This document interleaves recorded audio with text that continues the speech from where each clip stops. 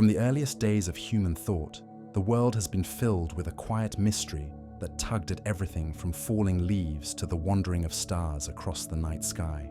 Ancient people looked upward and saw a dome of flickering lights that seemed eternal, yet they also watched with wonder as apples dropped from trees, stones rolled down hillsides, and waves returned endlessly to the shore. Somewhere between the fall of a pebble and the turning of the heavens, there was a hidden thread, unseen yet powerful, that seemed to weave all of existence together. They did not have a word for it, but they felt its presence everywhere.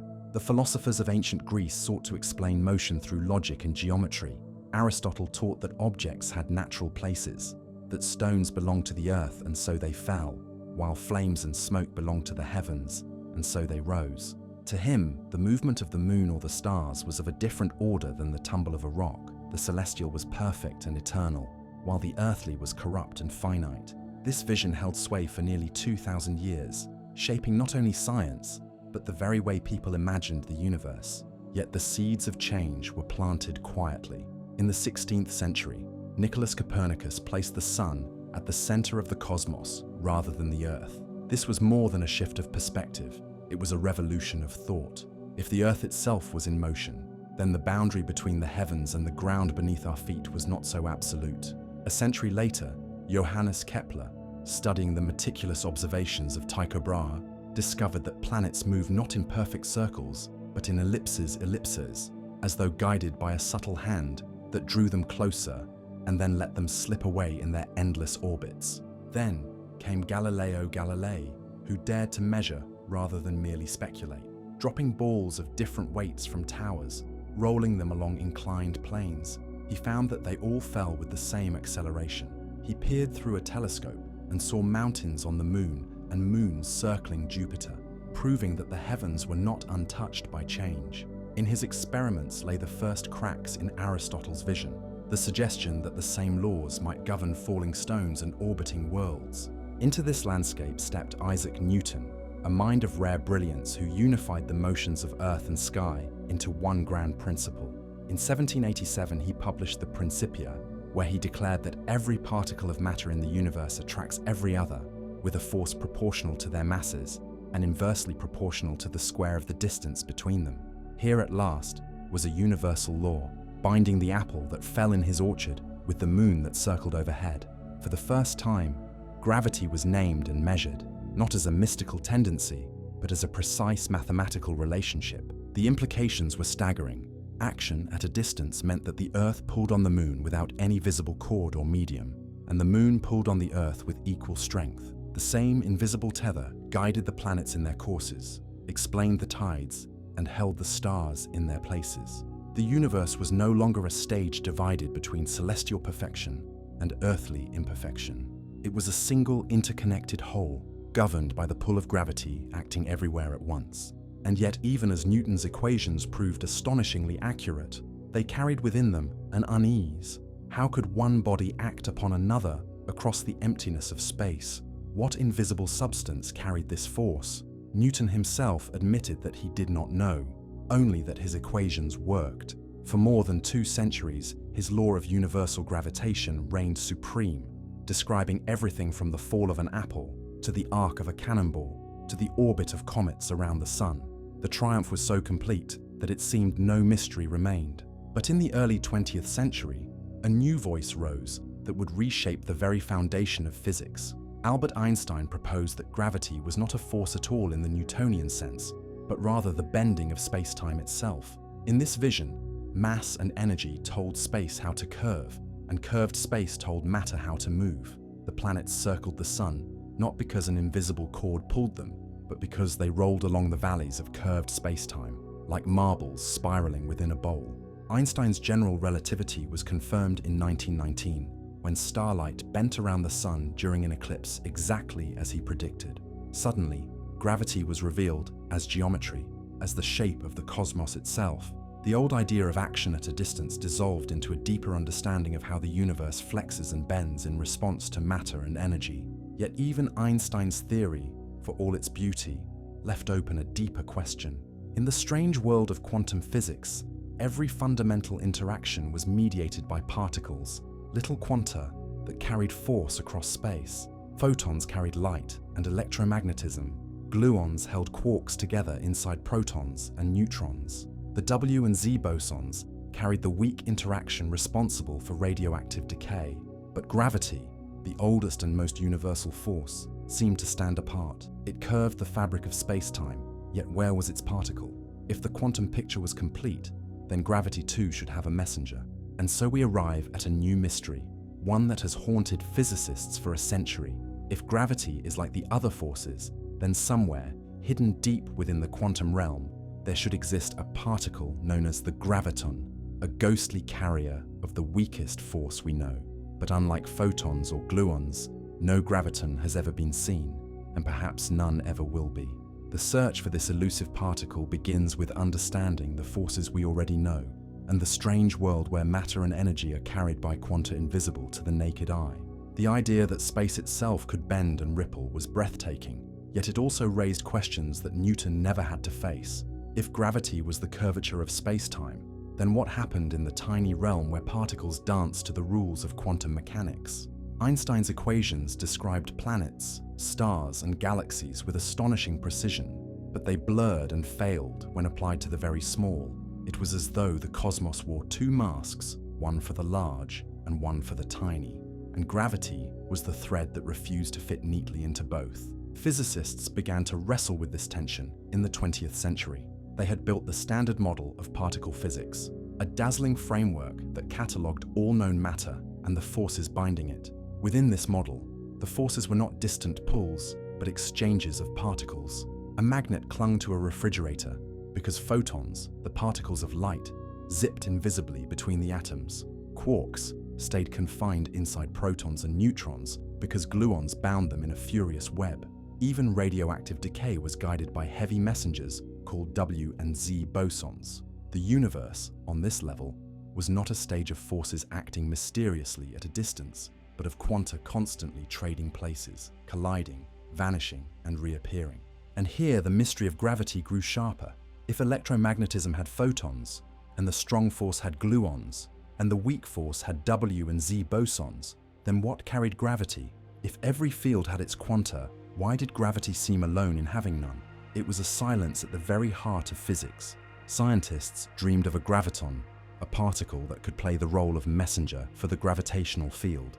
In theory, it would be massless, racing at the speed of light, a boson with 2 units of spin, unlike the photon with its single unit. It would be the final puzzle piece, giving symmetry to the picture of the universe. Yet this symmetry was incomplete, because no experiment had ever glimpsed even the faintest trace of such a particle. The problem was not that the graviton might not exist, but that gravity itself was unbearably weak compared to the other forces. To understand this weakness, consider how easily a tiny magnet can lift a paperclip against the pull of the entire Earth. A handful of electrons arranged in a small bar of metal can overcome the gravity of a planet. This imbalance makes the idea of detecting a single graviton almost absurd. Its whisper is drowned out by every other noise in the universe. Still, humanity's curiosity pressed on. If gravitons could not be caught directly, perhaps they could be glimpsed indirectly, in the trembling of space-time itself. Einstein had predicted that massive bodies in motion would send ripples outward, waves that stretched and squeezed the very fabric of reality. For a century, this remained an untested dream, too small to measure. But in the year 2015, deep underground in Louisiana and Washington, detectors known as LIGO finally felt the passing of such a wave, created by 2 black holes colliding more than 1 billion light-years away. The universe had spoken, not in light or particles, but in the music of space-time itself. That detection changed everything. If gravity could form waves, then perhaps it could also be quantized, just as light's waves revealed their particle nature in photons. Gravitons might not be fantasy after all, but real participants in the cosmic dance. And so gravity, the oldest force known to humankind, became once again a frontier. From Aristotle's natural places to Newton's invisible pull, from Einstein's curved space-time to the dream of quanta, gravity has always resisted final explanation. Each generation thought it had found the last word, only to discover that nature spoke in a deeper tongue. Now, as we stand at the edge of the quantum world, the question is not merely how gravity acts, but whether it has a messenger particle waiting to be revealed. To answer that, we must first walk deeper into the landscape of forces and carriers, where the standard model sketches a picture of extraordinary power, yet leaves the canvas incomplete. Only by understanding what has been found can we grasp what remains hidden in the dark.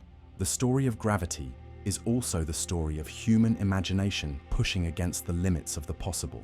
In every age, the force that pulls a stone to the ground and steers the planets above has been reimagined, reshaped, and reinterpreted according to the questions people dared to ask.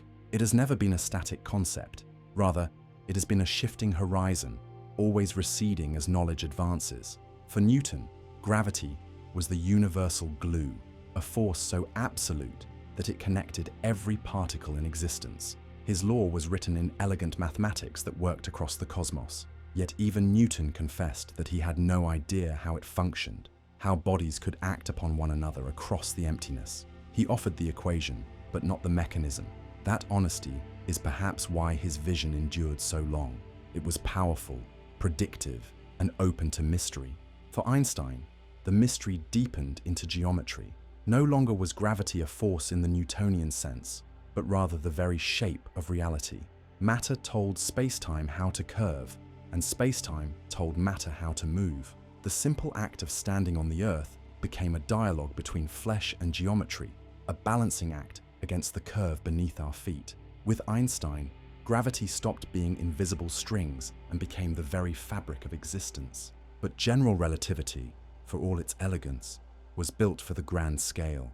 It described galaxies, black holes, the bending of light around stars. It did not speak the language of electrons or quarks. Down in the quantum world, relativity faltered, its continuous fabric clashing with the jittering uncertainty of particles. The two great theories of the 20th century, quantum mechanics and general relativity, stood side by side like two titans refusing to shake hands. Gravity became the battlefield between them. If it could be quantized, if a graviton truly existed, then perhaps the two realms could be united at last. But if no graviton could be found, then gravity might remain forever outside the quantum family, an orphan force that defies the rules governing everything else. This tension has haunted physics for a century, shaping the search for a deeper theory of nature. The stakes are immense. To discover the graviton would not simply be to add one more particle to the catalogue. It would mean finding the key that might unlock a theory of everything, a framework uniting all forces and all matter in a single vision. It would mean rewriting our place in the cosmos, understanding not just how things fall, but why the universe holds together at all. And yet, despite centuries of progress, the graviton remains elusive. No experiment has ever touched it. No detector has ever heard its faint voice. Some argue that we may never detect a graviton, that its interactions are so weak, the universe itself conspires to hide it from us. Others believe that indirect evidence, hidden in the structure of space-time, in the relic light of the cosmos, or in the ripples of gravitational waves, may one day reveal its presence. From the myths of ancient philosophers to the telescopes of Galileo, from Newton's apple to Einstein's curved space-time, gravity has always been a bridge between the known and the unknown. It is the force that makes the universe a single whole, and yet it is also the force that refuses to be fully understood. The search for its particle is more than a quest of physics. It is a quest of imagination, to hear the faintest whisper in the fabric of reality. If photons are the sparks of light, and gluons are the threads of the atomic nucleus, then gravitons, if they exist, would be the echoes of space-time itself, invisible yet everywhere. The story of gravity, far from ending with Einstein, is still unfolding, leading us toward the strange quantum realm, where every force has a carrier and every field has a particle. To take the next step, we must leave behind the ancient and classical visions of falling apples and curved space, and walk into the domain of the standard model, the quantum atlas of forces and carriers. There we will see how photons, gluons, and bosons reveal the invisible machinery of reality, and we will see, with growing clarity, the empty place that has never been filled, the missing messenger of gravity, the graviton. In the hidden architecture of the cosmos, forces are not simply pulls or pushes in the familiar sense. They are the rules of engagement, the ways matter speaks to matter, the invisible grammar that keeps the universe from dissolving into chaos. To the naked eye, a magnet gripping a piece of iron or a spark of lightning striking a tree may look like isolated wonders. But to physicists, they are signals of something deeper, woven into the very fabric of existence. Every interaction we see, every transformation of energy, every motion from the atomic to the galactic is guided by fundamental forces. For most of human history, these forces were understood only vaguely. Fire, water, air, and earth were thought to be the elemental actors, and motion was explained through qualities like hot or cold, dry or wet. It was only in the past few centuries that science stripped away these poetic guesses and replaced them with a sharper understanding. By the 20th century, a remarkable picture emerged. The universe is governed by four fundamental interactions: gravity, the weak interaction, the strong interaction, and electromagnetism. Together, they shape everything from the orbits of planets to the heartbeat of stars to the bonds inside every atom. The standard model of particle physics rose to organize this vision. It is not a model in the sense of a toy or a sketch, but a framework of astonishing accuracy, tested and confirmed by decades of experiments. Within it, particles are not mere points of matter, but excitations of invisible fields that fill space. An electron is a ripple in the electron field. A photon is a ripple in the electromagnetic field. Each field has its excitations, and these excitations are what we call particles. Forces within this model are not mystical pulls acting across emptiness. Instead, they are exchanges of messenger particles. Imagine two electrons repelling each other. They do not push directly. Rather, they hurl photons back and forth, trading momentum in an invisible dialogue. The photon is the carrier of the electromagnetic force, the mediator of attraction and repulsion between charged particles. Without photons, light would vanish, and electromagnetism itself would collapse. At the heart of the atom, another force takes command: the strong interaction, a power that binds quarks into protons and neutrons, and binds those protons and neutrons into nuclei. It is carried by gluons, particles named for their ability to glue matter together. Unlike photons, which travel freely, gluons are confined within the realm of quarks, forever trapped in a web so tight that they cannot be isolated. This confinement is what gives atomic nuclei their stability, and without it, the universe would unravel into a sea of unbound particles. There is also the weak interaction, subtle and fleeting, yet essential. It governs the process of radioactive decay, the transmutations that power the sun's core and forge the elements. The carriers here are the W and Z bosons, heavy particles whose very mass makes the weak interaction short-ranged. Where photons are massless and far-reaching, the W and Z bosons are massive and stumble quickly, making their influence felt only across tiny distances. Without them, the chain reactions that keep stars burning and life possible would never occur. With photons, gluons, W and Z bosons, the standard model paints a picture of a universe where every force has its particle. It is like an orchestra where each section plays its part, sometimes faint, sometimes thunderous, but always in harmony. And yet, as complete as this orchestra seems, it is missing a crucial instrument. Gravity, the first force we ever knew, has no confirmed particle in this grand design. The graviton remains absent, an unplayed note in the cosmic symphony. This absence is not a small matter. The standard model has been tested to extraordinary precision, predicting results in particle colliders with accuracy that stretches to 10 decimal places. Yet it simply does not contain gravity. Like an unfinished manuscript, it leaves blank the section where gravity should be.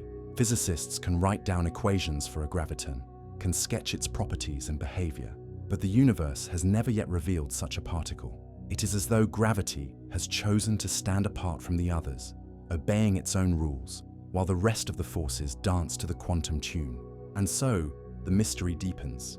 If the universe is built from quantum exchanges, then gravity should have its carrier. If it does not, then perhaps our understanding is incomplete. Perhaps gravity is not a force in the quantum sense at all, but something more profound. The absence of the graviton challenges the unity of physics itself. The next step is to understand what physicists mean when they speak of a graviton. Not merely a hypothesis, but a specific prediction, a particle with clear properties that emerge naturally when one tries to merge gravity into the quantum world. To see why such a particle must exist in theory and why it is so difficult to glimpse in practice, we must step into the strange quantum view, where even gravity is expected to be carried by invisible messengers. The picture of forces as particle exchanges is not merely metaphor. It is written into the mathematics of quantum field theory, where every interaction can be traced to the creation and annihilation of particles. When two electrons repel one another, the math shows that a photon is exchanged between them. When a neutron decays into a proton, an electron, and an antineutrino, the math shows a W boson at work behind the curtain. Each process that seems smooth to the naked eye is, on the quantum stage, a drama of particles appearing, vanishing, and trading places with breathtaking speed. This understanding grew from the 20th century experiments that revealed the subatomic world in ever greater detail.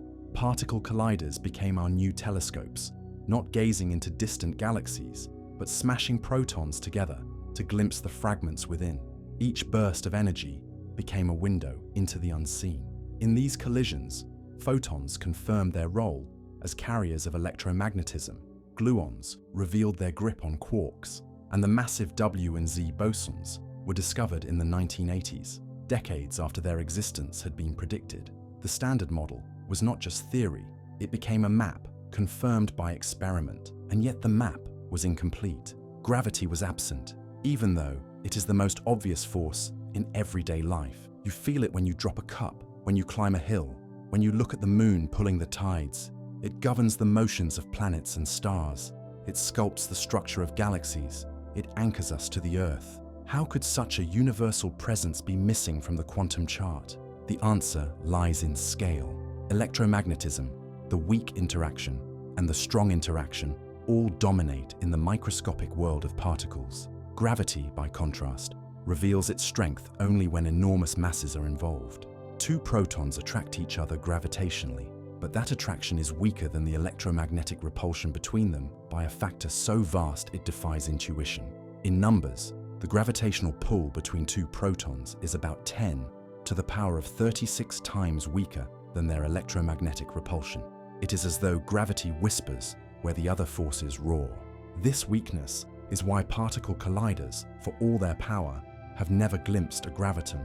Even at energies high enough to create exotic states of matter, the gravitational effects are drowned out. It is not that the graviton could not be there, it is that it hides in the noise, too faint to register.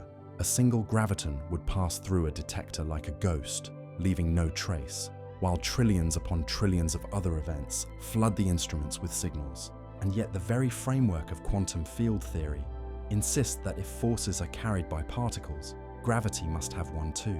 In the same way that a vibrating electromagnetic field produces photons, a vibrating gravitational field should produce gravitons. The mathematics points to it with elegant inevitability.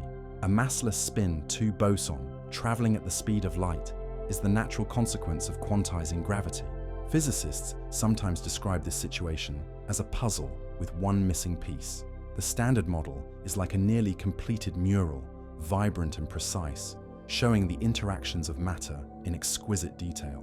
But in the corner, a space is left blank, where gravity should be painted. The graviton is the name we give to the brushstroke that would complete the picture.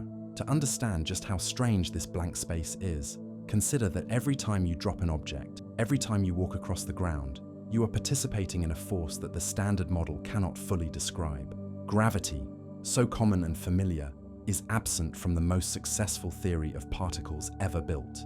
It is a reminder that even at the height of scientific knowledge, there remain mysteries woven into the ordinary. This is why the search for the graviton is not a minor pursuit, but a quest at the very heart of physics. To find it would be to bring gravity into the quantum family, to confirm that the rules that govern photons and gluons also govern the force that holds the planets. To fail to find it would mean that gravity is something altogether different, perhaps the key to a deeper framework that goes beyond quantum field theory itself. The next question is not just what a graviton would be in theory, but what it would mean for our understanding of the cosmos. To approach that question, we must first describe the graviton itself, the particle that exists so clearly in equations, but nowhere yet in experiment. The graviton, though never observed, has become one of the most precisely imagined particles in physics. Its expected properties arise directly from the mathematics of combining general relativity with quantum field theory. It would have no mass, for gravity reaches across infinite distance without fading. It would move at the speed of light, as all massless particles do, and it would carry spin too, a kind of intrinsic angular momentum that distinguishes it from photons with spin 1, or fermions like electrons with spin 1/2. These traits are not arbitrary guesses, but necessary consequences of making gravity obey the same rules that other forces obey at the quantum level.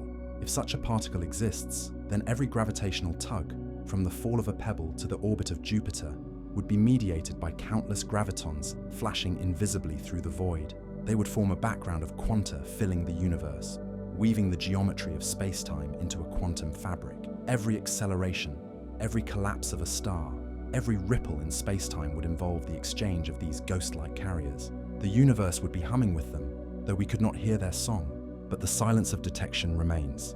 No experiment has ever confirmed the graviton. The challenge lies in the feebleness of its interaction. While a single photon can set off a detector, a single graviton would pass unnoticed through matter, leaving no signature. Physicists have imagined machines vast enough to register one, detectors the size of planets or heavier than stars. But such machines collapse under their own weight into black holes long before they could function. The irony is profound. The very force we wish to measure prevents us from building the tool to measure it. And yet science advances by persistence. Even if direct detection is impossible, indirect clues may betray the graviton's existence. Just as photons were revealed not only as waves of light, but as discrete packets in the photoelectric effect, so too might gravitons be revealed in the trembling of space-time, in the echoes of the early universe, or in the patterns of cosmic radiation. The path may not be straightforward, but the possibility remains alive. The Standard Model, for all its success, was never meant to be the final word. It is a triumph of the 20th century, a model of astonishing predictive power, yet incomplete. It does not contain gravity, nor does it explain dark matter or dark energy, the unseen ingredients that make up most of the cosmos. It is a foundation, not a cathedral. And in that foundation, the missing graviton is a crack running through the structure. This is why physicists turn with such urgency to the question of gravity's carrier. If it exists, then the universe is more symmetrical than we know. Every force mediated by particles, every interaction bound by the same logic. If it does not, then we must seek an even deeper principle, one that unites gravity and quantum mechanics in a language not yet written. Either way, the graviton holds the key to the next step in understanding. Forces and their carriers define the architecture of the quantum world. They tell us why atoms hold together, why stars burn, why light shines. But gravity, the most ancient of forces, still waits for its place in this quantum family. The search for its messenger leads us now to the heart of speculation, to the strange prediction of a particle that no one has ever seen, but which may govern everything we know. And so the stage is set. We have explored the carriers we know, the particles that make the universe coherent.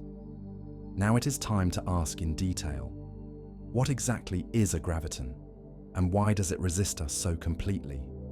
To answer, we must move from the known to the hypothetical, from the particles we have discovered to the one that has eluded us. The word graviton carries with it a sense of both inevitability and impossibility. It is the particle that almost must exist if the universe plays fair with its own rules, and yet it is the one that forever slips through our grasp. To understand what a graviton truly is, one must step inside the strange logic of quantum theory, where fields vibrate like invisible strings, and every force is carried by a particle. When physicists speak of a graviton, they are not naming a myth, but pointing to a prediction that flows naturally from mathematics.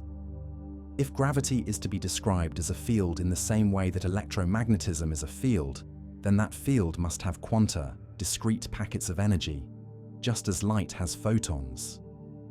These packets would be the smallest indivisible units of the gravitational interaction, the quantum coins that cannot be broken down further. Just as you cannot cut a photon in half, you could not divide a graviton. It would be the ultimate currency of gravity. The graviton, according to the equations, would be massless, for gravity has no horizon. Its pull extends without end, stretching across galaxies and beyond. A graviton weighed down by even the faintest mass would lose its infinite reach. It would travel at the speed of light, because nothing without mass can move slower. And unlike the photon, which carries a single unit of spin, the graviton would carry spin too. Spin here does not mean physical twirling, but a deep quantum property that dictates how particles behave under rotations. A spin 2 boson is not a casual choice, but the only kind of particle that could reproduce the effects of curved spacetime predicted by general relativity. The idea may seem abstract, yet it has profound meaning. If a photon explains why light moves in straight lines and why magnets pull or push, then a graviton would explain why mass curves spacetime and why bodies fall. Every orbit, every collapse of a star, every ripple of a gravitational wave would be a grand chorus of gravitons exchanged on scales too fine for the eye. Even standing on the ground could be thought of as leaning against an endless stream of gravitons binding your body to the earth. This picture is breathtaking in its symmetry. Every force, every interaction, mediated by particles, each one playing its part in the quantum ballet. And yet, unlike photons or gluons, gravitons cannot be called into existence in laboratories. We can imagine their properties with mathematical certainty, but we cannot summon them to appear in a detector. They are ghosts written in equations, but not yet in experiment. And still the idea persists, for it is too natural to dismiss. The mathematics of quantizing the gravitational field produces the graviton with such inevitability that to deny it feels like denying photons in the early days of quantum mechanics. If photons exist, then so too should gravitons. The only question is whether the universe allows us to ever catch a glimpse of them. To step closer to the truth, we must look not only at what gravitons are predicted to be, but also at why they remain forever hidden, why their interactions are so faint, and why even the most powerful machines built by humanity cannot bring them into the light. If the graviton exists, it would not be alone in the quantum zoo, but it would stand apart in its strangeness. Photons, gluons, and W and Z bosons all emerged in experiments, coaxed into being in accelerators and detectors. They were not guessed at in the dark, but revealed themselves in the sparks of collisions and the trails of particles curving in magnetic fields. The graviton, by contrast, refuses such revelation. It hides behind the weakness of the force it carries, making itself as faint as possible. Imagine a particle born from the vibration of space-time itself. While a photon is a ripple of the electromagnetic field, a graviton would be a ripple of the gravitational field.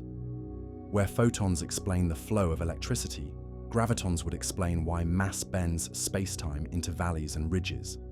Each graviton would be a tiny whisper of curvature, a single quantum of geometry itself.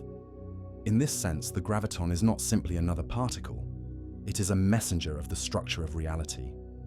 Its spin of 2 units is more than a label. It determines how the particle interacts and how the force manifests. A spin 1 particle, like the photon, produces forces that can attract or repel, depending on charge. But a spin 2 particle, if massless, inevitably produces a force that is always attractive. This explains why gravity never repels, why it always pulls masses together. The graviton's spin is not an ornament. It is the deep reason why apples fall, why planets orbit, why galaxies gather in clusters. And yet, while the concept is elegant, its consequences are maddening.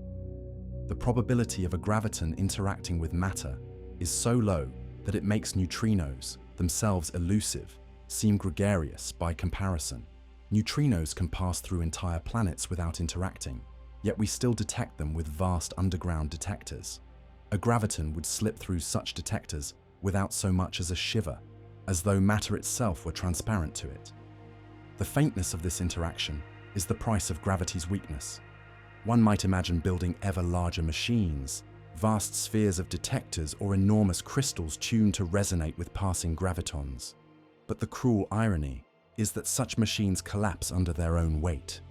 If you tried to build a detector massive enough to catch gravitons, the detector itself would become a black hole before it ever functioned. The dream of direct detection dissolves in the very force we wish to study. Still, physicists cannot let go of the idea. The graviton is too perfect a solution, too natural an extension of quantum theory to abandon. It offers the hope of uniting Einstein's curved space-time with the quantum framework that governs every other force. Without it, the two great pillars of physics remain unjoined, their foundations forever separate. With it, a bridge might finally be built. The graviton is thus more than a particle. It is a symbol of the quest for unification, the dream that the universe obeys one set of rules rather than two. It is the ghost at the edge of physics, shaping our theories even in its absence, calling us to search for evidence in more subtle ways. Perhaps it will be revealed not in detectors on Earth, but in the cosmos itself, in the whispers of gravitational waves, in the faint polarization of ancient light, in the signals left over from the birth of the universe. Before exploring why gravitons are so elusive to find, and why the very act of searching for them challenges the limits of experiment, we must pause on a simple truth. To imagine the graviton is to imagine space-time itself as a quantum object, something that is not continuous and smooth but made of discrete units. This idea runs against the grain of Einstein's vision, yet it may be the key to reconciling relativity with quantum mechanics. It is here, in this tension, that the graviton takes on its deepest significance. The graviton is not simply a conjectured particle. It is a lens through which we glimpse the unfinished business of physics. It is the natural offspring of our attempt to merge two visions of reality that otherwise refuse to speak. General relativity describes space-time as smooth, continuous, and malleable. Quantum mechanics describes the world as discrete, probabilistic, and jittering with uncertainty.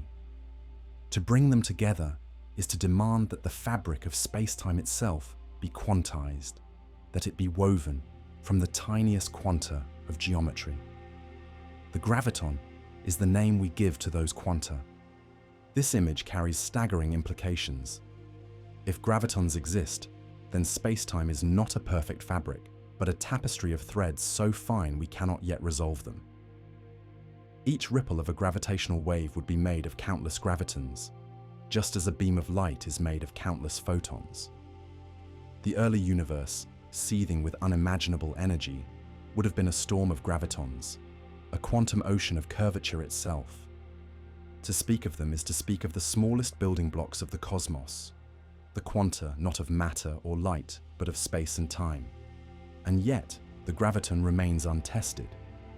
No experiment has forced its hand. No observation has demanded its existence. It stands on the border between theory and reality, drawn with mathematical certainty, yet hidden from detection. Some physicists wonder if it is even meaningful to ask about its existence, if perhaps gravity belongs to a different category altogether, something more fundamental than the forces we have already tamed. Still, to abandon the graviton would be to accept an incomplete picture, a universe where three forces are mediated by particles and one force is not. Such asymmetry sits uneasily with the physicist's instinct for unity. The history of science shows that gaps in symmetry are often clues, pointing the way toward deeper truths. The graviton, absent though it may be, might be such a clue. For now, the graviton lives in the equations, a predicted ghost particle that embodies the marriage of relativity and quantum mechanics. It is the whisper of a theory of everything, the suggestion that the cosmos is not divided into large and small, but woven from the same thread across all scales. If one day it is confirmed, even indirectly, it will mark a turning point as profound as Newton's apple or Einstein's eclipse. But the journey is far from simple. The very reasons gravitons must exist are the reasons they may never be found. Their faintness, their refusal to interact, their ghost-like passage through matter, all conspire against detection. And yet physicists persist, because the graviton is not only a particle, it is a promise. that the universe makes sense in ways we have not yet grasped. The question that now confronts us is not only what a graviton is in theory, but why it resists our grasp in practice. To follow this thread, we must confront the staggering weakness of gravity compared to the other forces, and the paradoxes that arise when we try to build machines capable of sensing a single quantum of space-time. This is the heart of the puzzle, the reason the graviton remains hidden, and the doorway into one of the deepest mysteries of modern physics. The search for the graviton begins with a paradox. It is the particle that theory almost demands must exist, and yet it is the particle that nature seems determined to hide. The reason lies in the peculiar character of gravity itself. Unlike the other forces of nature, gravity is unbearably weak. Its faint pull shapes galaxies and binds planets, but at the level of particles, it is so feeble that it might as well not exist at all. The weakness of gravity can be felt in the most ordinary of ways. Hold a paperclip in your hand and place a small magnet above it. That tiny magnet, powered by nothing more than the arrangement of a few electrons, can lift the paperclip against the gravitational pull of the entire Earth. In that simple moment, you are witnessing a stunning imbalance of forces. The electromagnetic interaction between a few particles easily overcomes the gravitational pull of trillions of kilograms of rock beneath your feet. Physicists quantify this imbalance with staggering numbers. The electromagnetic repulsion between two protons is about 10 to the power of 36 times stronger than their gravitational attraction. That is a 1 followed by 36 zeros, a number so vast that it is almost beyond imagination. To call gravity weak is an understatement. It is the faintest of whispers compared to the roar of the other interactions. And yet gravity rules the cosmos. It sculpts stars from clouds of gas, holds planets in their orbits, drives galaxies into clusters, and bends the path of light itself. How can something so weak on the scale of particles dominate on the scale of galaxies? The answer is that while electromagnetism can repel as well as attract, gravity only attracts. Every bit of mass pulls on every other bit of mass, and over cosmic distances, those pulls add together. Where charges cancel, masses accumulate. The weakness of gravity is overcome by its persistence, its refusal to ever push away. This paradox of weakness and dominance is at the core of why gravitons are so difficult to detect. On the quantum scale, the faintness of gravity means that a single graviton interacts with matter so rarely that it could pass through entire planets without leaving a trace. To capture one would require a detector so massive, so sensitive, that it collapses under its own weight. The very act of trying to trap a graviton ends in failure, because the detector itself would become a black hole before the experiment could begin. Physicists have explored this dilemma with thought experiments. Imagine a detector made of matter arranged to resonate with the faint tug of a passing graviton. To sense the slightest tremor, the detector would need to be enormous, perhaps larger than the planet itself.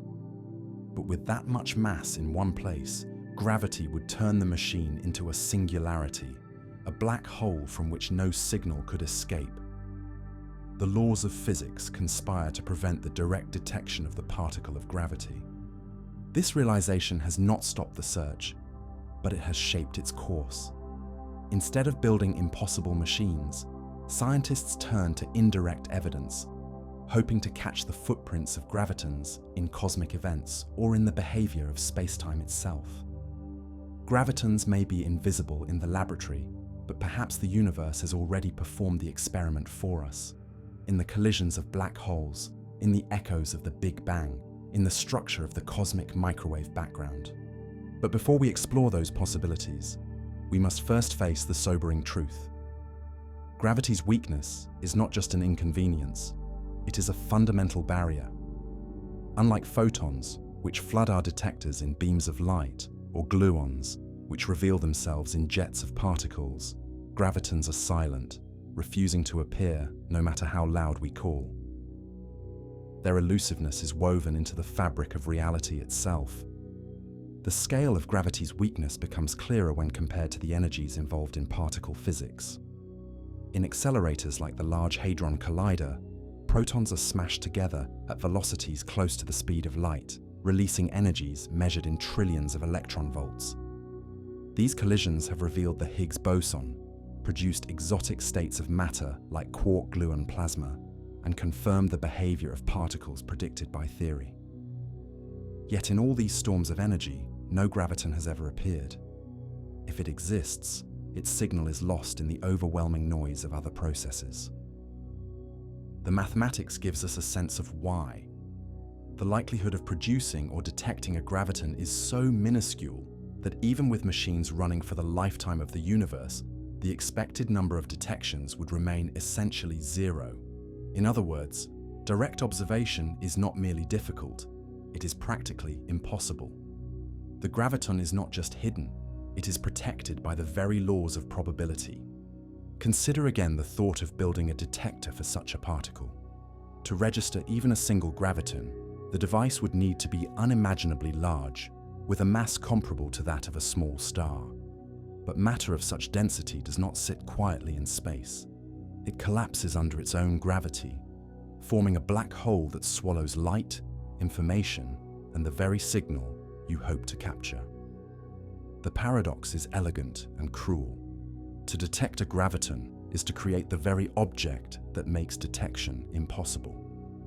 This conundrum has led physicists to rethink what it means to search. If a single graviton cannot be caught, then perhaps the collective behavior of many can be inferred. Just as photons reveal themselves both as particles and as waves, so too might gravitons leave their imprint in the ripples of space-time. Gravitational waves predicted by Einstein are thought to be composed of countless gravitons. To detect the wave is to touch the collective presence of the particles, even if none can be singled out. This was the genius of the Laser Interferometer Gravitational Wave Observatory, known as LIGO.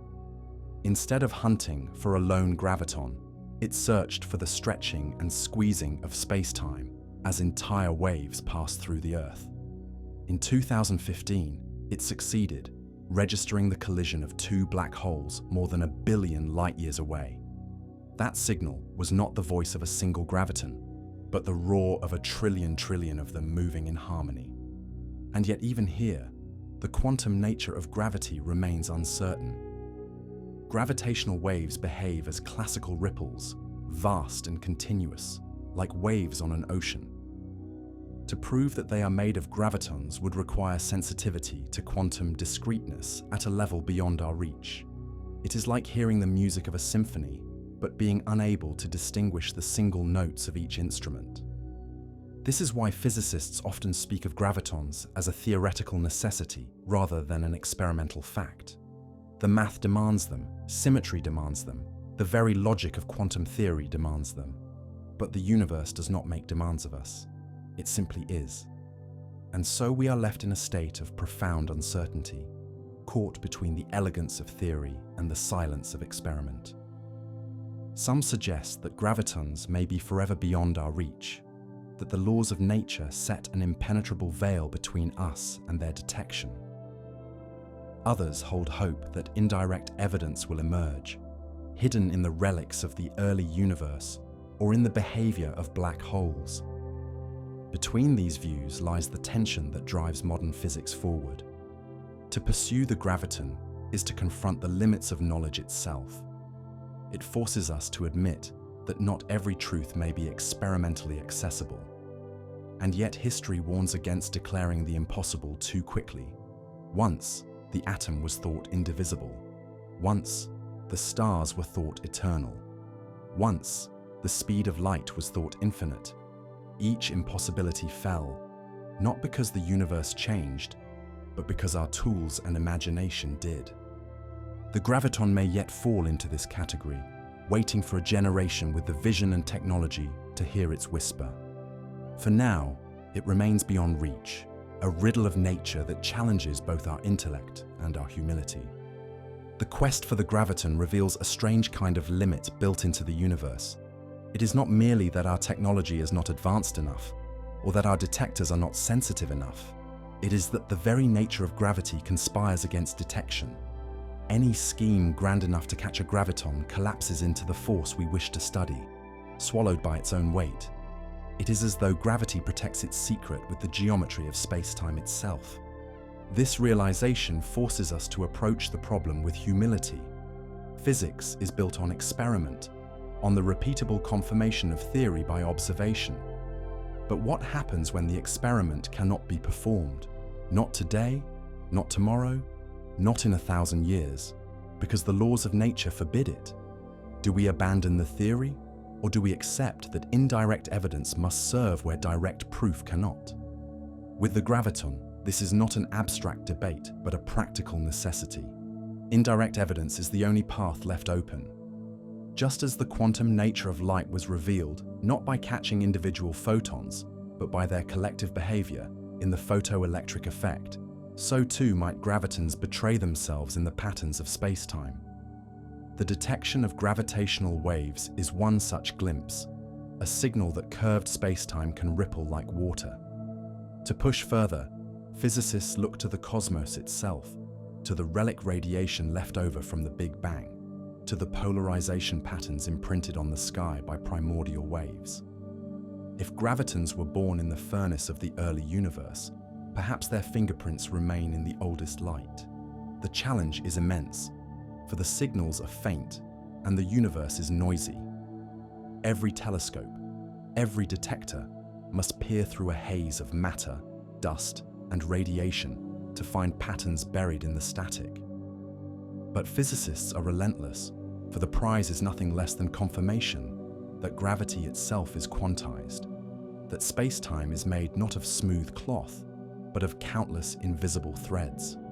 In the meantime, the graviton remains both a prediction and a promise. The prediction is precise, a massless spin 2 particle that mediates the weakest force of all. The promise is profound, that one day, even if we never hold a graviton in our instruments, we may yet know with certainty that it exists. This is the strange paradox of the graviton. It is at once the most certain of theoretical particles and the least accessible of experimental ones. It is the natural conclusion of our equations and the perpetual absence in our laboratories. Its existence is both obvious and elusive, demanded and denied. And so the search continues, not with giant machines, but with the universe itself as our detector. Black holes colliding, stars collapsing, the cosmos expanding, all may carry the signatures of the graviton in their echoes. If we cannot build an experiment grand enough, perhaps we can let the universe perform it for us. The difficulty of finding the graviton is not the end of the story, but the beginning. For in these challenges lie the seeds of deeper theories, ideas that push beyond the standard model, beyond even general relativity, into frameworks where gravity and quantum mechanics finally speak the same language. The graviton is more than a particle. It is the frontier itself, the edge of what we can know, and the invitation to go further. When Albert Einstein completed his theory of general relativity in 1915, he introduced not only the idea that space-time curves under the weight of mass and energy, but also that this curved geometry could ripple like the surface of a pond. Just as tossing a stone into water sends waves racing outward, so too the acceleration of massive bodies should send undulations through space-time itself. These ripples, he said, would travel at the speed of light, carrying energy across the cosmos. He called them gravitational waves. For decades, gravitational waves were a prediction more than a certainty, elegant in theory but unreachable in practice. They were faint beyond imagining. To detect them would require measuring changes in distance smaller than the width of a proton across arms stretching kilometers long. For most of the 20th century, this seemed impossible. Even Einstein himself doubted that they could ever be observed. Yet nature does not concern itself with our difficulties. Whether we could detect them or not, gravitational waves were out there, streaming across the cosmos whenever massive bodies collided or collapsed. When two black holes spiraled into each other, Their merger would send a storm of waves across the universe. When neutron stars crashed together, their violent embrace would ring the fabric of space-time like a struck bell. Every such event scattered waves outward, whispering stories of distant cataclysms. The dream of detection began to take shape in the latter half of the 20th century.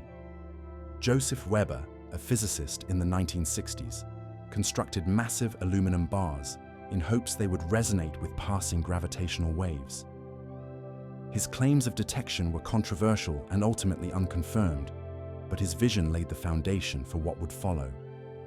The challenge was immense: to build instruments sensitive enough to detect distortions thousands of times smaller than an atomic nucleus. The breakthrough came with laser interferometry.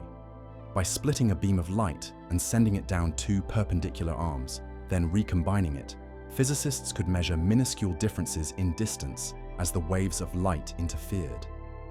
If a gravitational wave passed through, it would stretch one arm and squeeze the other, creating a shift in the interference pattern. This idea was refined over decades, culminating in the Laser Interferometer Gravitational Wave Observatory, or LIGO, with twin detectors in Louisiana and Washington. On September 14, 2015, LIGO detected its first signal. The chirp lasted only a fraction of a second, yet it carried the unmistakable fingerprint of two black holes spiraling together more than 1 billion light-years away. The wavefront reached the Earth after crossing the universe for eons, a ripple in space-time itself recorded by human instruments. It was a moment that confirmed Einstein's century-old prediction and opened a new window on the cosmos. That chirp was more than a triumph of engineering. It was the first direct evidence that space-time behaves like a medium, capable of carrying waves just as air carries sound or water carries ripples. And if space-time can carry waves, then quantum theory whispers that it must also be composed of particles, quanta that make up those waves. Just as light, once thought to be only a wave, was revealed to be made of photons, so too gravitational waves may be revealed to be made of gravitons. In this way, every detection of a gravitational wave is not only a window onto distant black holes, but also a hint of quantum gravity. The waves are classical in appearance, continuous and smooth, but behind them may lie the unseen discreteness of quanta. The music of space-time may in truth be a chorus of gravitons. And so the discovery of gravitational waves is not the end of Einstein's story, but the beginning of a new one. The universe has given us a new sense, a way to listen rather than only to see. With it, we may one day trace the echoes of the graviton, hidden in the trembling of space-time itself. The discovery of gravitational waves was more than confirmation of Einstein's equations. It was the birth of a new kind of astronomy. For centuries, humanity studied the universe through light, whether with the naked eye, glass telescopes, or radio dishes tuned to invisible wavelengths. Every image, every observation was a story told by photons, but photons cannot escape every event. When two black holes collide, they produce no light, no signal in the electromagnetic spectrum. To see such mergers, we needed a new messenger, and gravitational waves became that messenger. By detecting them, we began to hear the universe instead of only seeing it. The difference is profound. Light can be blocked, scattered, absorbed, but gravitational waves pass through matter with ease. They do not notice dust clouds, stars, or entire galaxies in their path.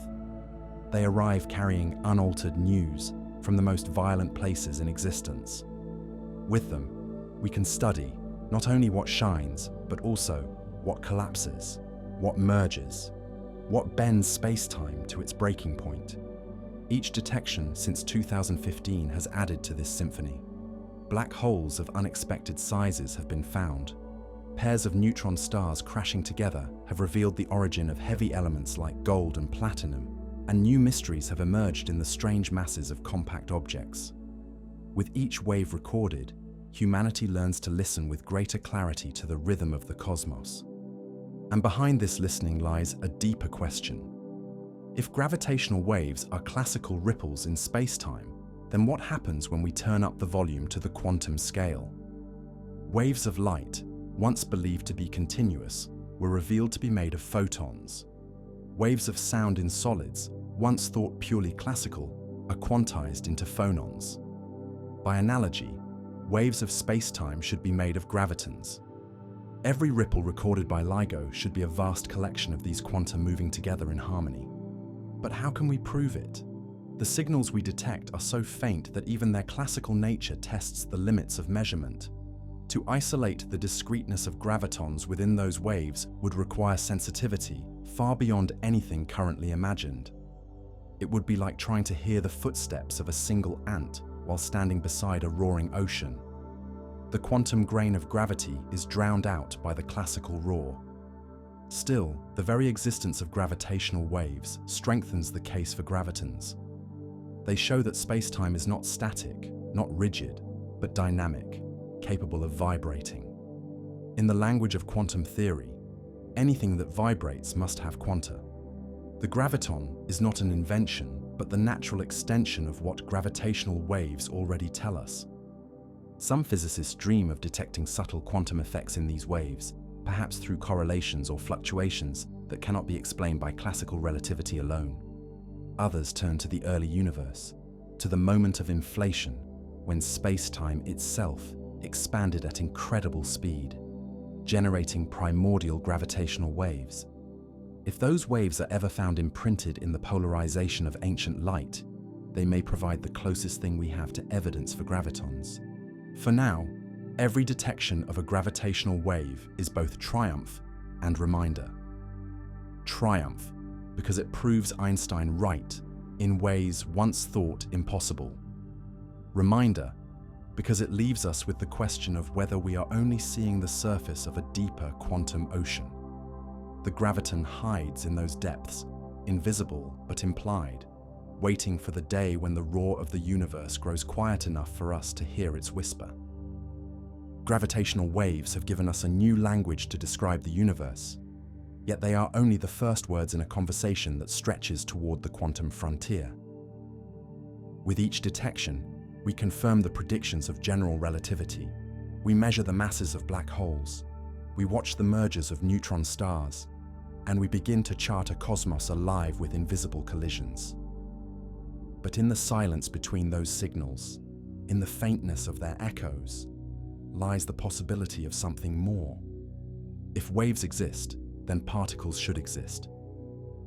This principle has been confirmed time and again. Light is both wave and photon. Matter itself is both particle and wave.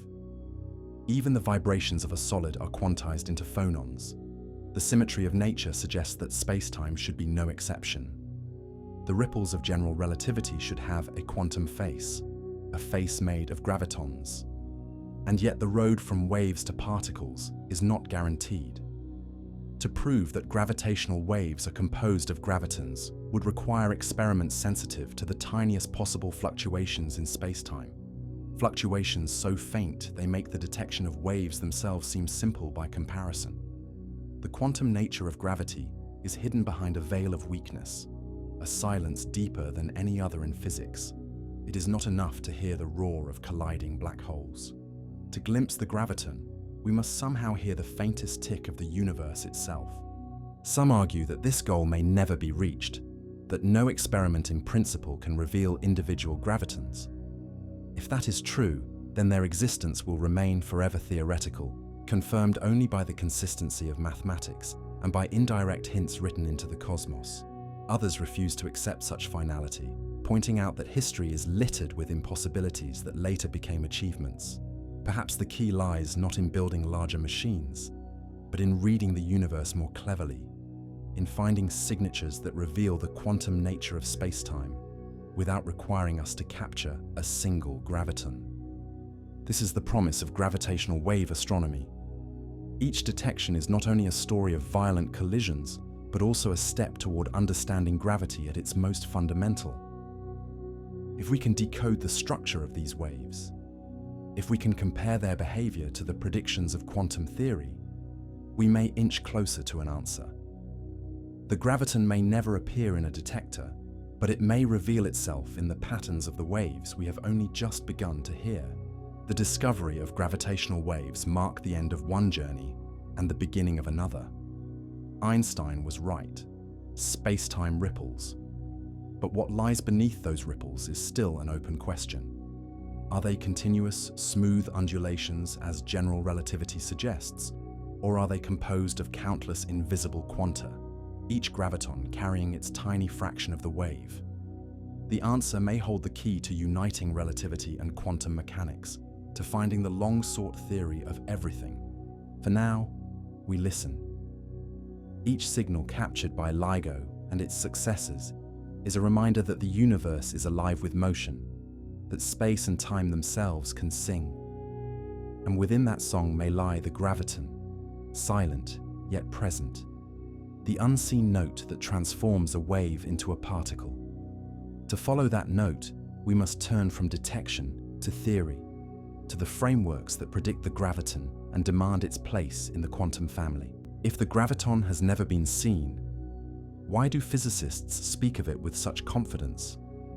The answer lies in the way theory unfolds from mathematics. The graviton is not an invention tacked onto physics. It is a natural consequence of trying to describe gravity in the same language that has described every other force of nature. When we extend the framework of quantum field theory to gravity, the graviton appears as inevitably as the photon appears in electromagnetism. Quantum field theory is the great achievement of 20th century physics, a framework that unites quantum mechanics with special relativity. In this vision, the universe is not built from particles as tiny billiard balls, but from fields that stretch across space. Every particle is an excitation, a ripple of its field. The electron is a ripple in the electron field. The photon is a ripple in the electromagnetic field. Forces are simply the exchange of these quanta, fields interacting through their excitations. When physicists try to apply this same reasoning to gravity, they begin with the idea of a gravitational field. Just as vibrating the electromagnetic field produces photons, vibrating the gravitational field should produce gravitons. The mathematics flows smoothly.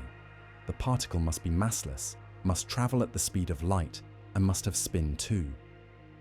The graviton emerges not as speculation, but as necessity, a particle that fits the requirements of both relativity and quantum theory.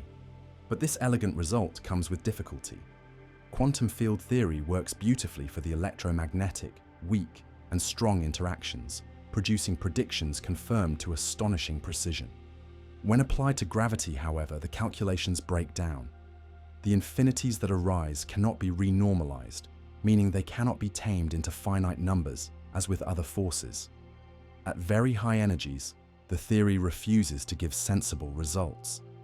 The graviton is predicted, but the mathematics of its interactions slip into chaos. This failure points to a deeper truth. Gravity may not fit within ordinary quantum field theory at all. To understand it, we may need new frameworks, new mathematics, new visions of what space-time is. Among the candidates, string theory has stood out for decades as a bold attempt to unite gravity and quantum mechanics.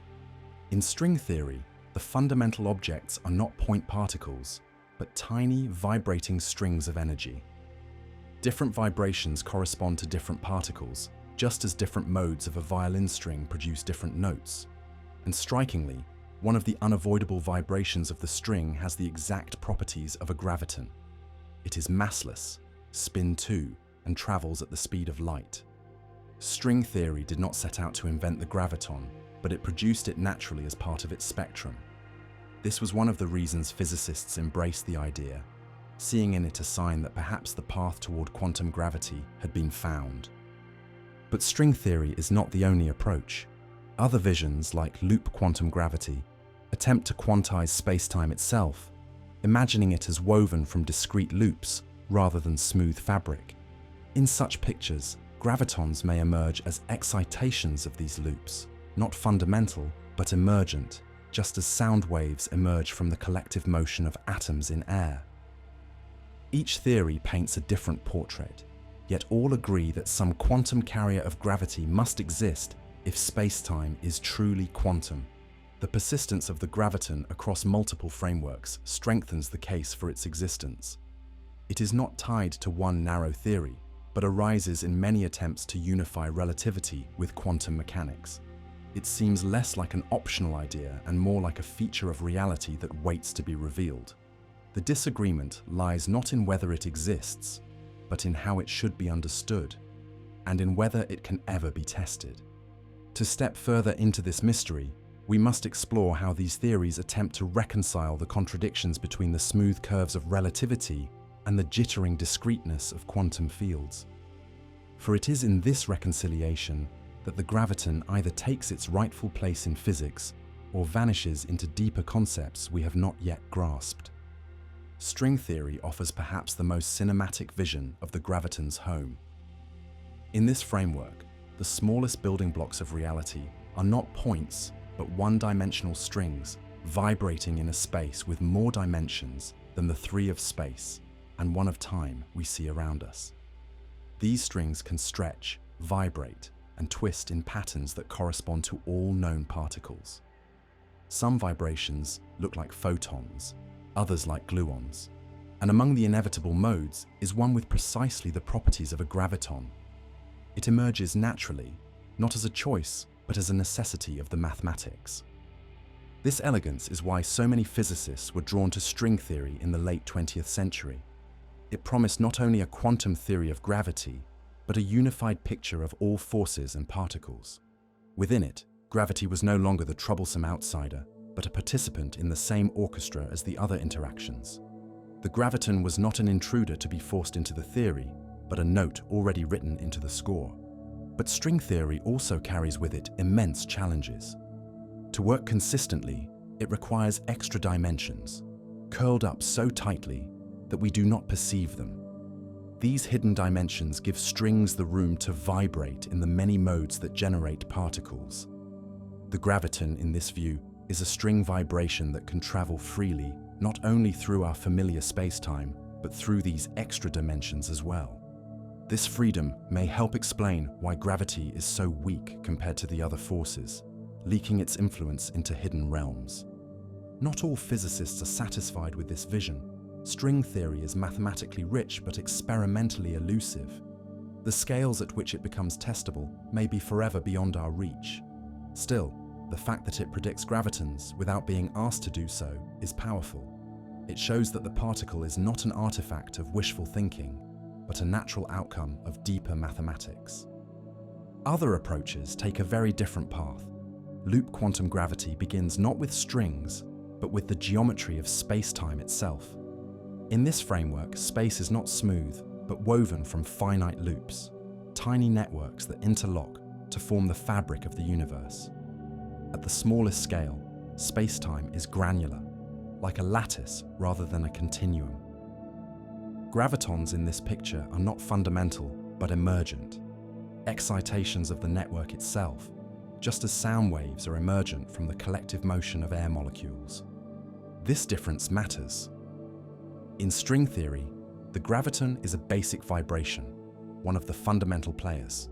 In loop quantum gravity, it is a phenomenon that arises from something deeper. Both views acknowledge its existence, but they disagree about its place in the hierarchy of nature. Is it a fundamental note of reality, or a song played by a deeper structure? Other speculative ideas offer still more variations. In some models, gravitons might interact with each other in ways that reveal hidden symmetries of space-time. In others, they might be confined or modified by the presence of extra dimensions, producing signatures in cosmic observations. In yet others, they may not exist as particles at all, but as collective excitations we only interpret as quanta because of our limited language. What is striking is that across this diversity, the graviton rarely disappears. Whether in string theory, loop quantum gravity, or other attempts at unification, some version of it seems to appear. Its persistence suggests that it is pointing toward a truth we have not yet fully articulated. Even if our current theories falter, the graviton may survive as a clue, a signpost guiding us toward a deeper framework. The challenge, of course, is that each of these approaches remains untested. The graviton itself has not been observed, and the theories that predict it reach into energies and scales we cannot yet probe. But the very consistency of its appearance across so many frameworks is itself a kind of evidence, not experimental, but conceptual, showing that the search for quantum gravity almost inevitably calls forth this elusive particle. To see the significance of this, we must confront the great problem directly: the clash between relativity and quantum mechanics. For it is in that clash that the graviton becomes not just a theoretical prediction, but the possible key to unifying the deepest truths we know. The persistence of the graviton across so many frameworks is not coincidence. It is a signal that when we attempt to reconcile the two great pillars of modern physics, relativity and quantum mechanics, a spin-2 particle emerges almost unavoidably. Whether we begin with strings vibrating in hidden dimensions, or with loops of geometry quantized at the smallest scales, the mathematics points us toward the same kind of entity. The graviton is less a speculative invention and more an inevitable shadow cast by the effort to merge two clashing visions of reality. And yet the details differ, and in those details lie both opportunity and confusion. In string theory, the graviton is fundamental, an intrinsic vibration of the string that exists no matter what else the theory predicts. Its presence is as natural as the presence of a photon. In loop quantum gravity, the graviton is emergent, a pattern that arises from deeper granular structure. It is no more fundamental than a sound wave is fundamental. Both views can, in principle, describe the universe we inhabit, but they paint different pictures of what is most real. This duality echoes throughout physics. Are particles fundamental, or are they excitations of deeper structures? Are forces mediated by quanta, or do quanta emerge from collective behaviors? Each new theory forces us to confront the possibility that what we call basic is itself secondary. The graviton may be a building block, or it may be a song, but either way, it seems to belong in the symphony. There are even more radical ideas. Some physicists argue that gravity may not be a fundamental force at all, but an emergent phenomenon arising from entropy and information. In such visions, the graviton would not exist as a real particle, but only as an approximation, a convenient shorthand for deeper processes we do not yet understand. If this is true, then searching for gravitons may be like searching for atoms of sound, a useful metaphor, but not a physical entity. Still, the idea of the graviton remains resilient. Even theories that challenge its existence often return to something resembling it, because the mathematics of quantized fields and the logic of wave-particle duality are so deeply woven into our understanding. If space-time can ripple, then it can be quantized. If it can be quantized, then it has quanta. The graviton may shift in meaning depending on the theory, but the concept itself refuses to vanish. This is what makes the search so captivating. To find the graviton would not only confirm its existence, but also provide a beacon, pointing to which of the many competing theories is closest to truth. A detection would narrow the vast landscape of possibilities, showing us whether string vibrations, loop excitations, or something else entirely describes the quantum face of gravity. Even the faintest whisper of a graviton would be revolutionary. For now, it remains a prediction, shared across rival frameworks, yet untouched by experiment. Its ghost haunts the equations, reminding us that unification is still unfinished. General relativity and quantum mechanics stand side by side, unmatched in their accuracy, yet incompatible in their foundations. The graviton is the bridge we hope to build between them, the messenger particle that could finally make the two great theories speak the same language. And so, as we leave behind the theoretical visions that predict gravitons, we step into the core of the problem itself. Why has gravity resisted quantization when every other force has yielded to it? Why does relativity describe the large so perfectly while quantum mechanics describes the small with equal perfection, yet the two cannot be joined? The graviton, is not only a particle we seek, it is the emblem of the deepest conflict in physics. To grasp the mystery of the graviton, we must confront the deeper mystery from which it arises, the collision between general relativity and quantum mechanics. These two theories are not merely different descriptions of nature. They are masterworks, each unmatched in its domain, each tested to astonishing precision, yet they refuse to join hands.